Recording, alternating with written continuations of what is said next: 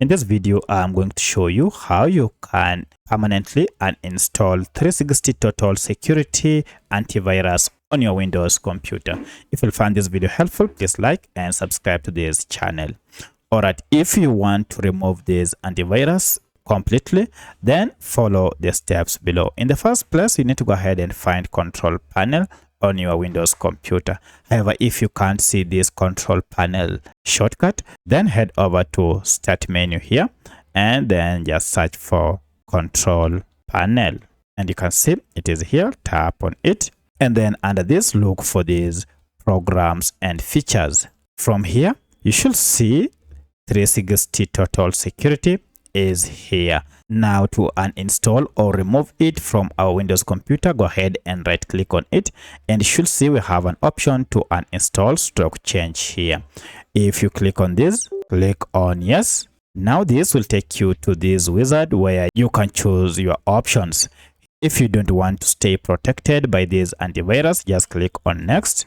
And then here you also have quite a number of options. Go ahead and choose I do not need it. This will clean up unwanted software and then uninstall it. Here, choose uninstall option.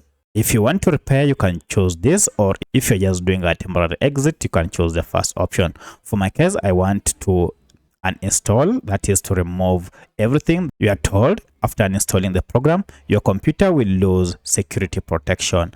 I'm okay with it, so I'll check this option and then click on uninstall. Here you have to choose whether you want to delete files in quarantine or delete game booster settings. I'll check both. I don't want them, and then click on next.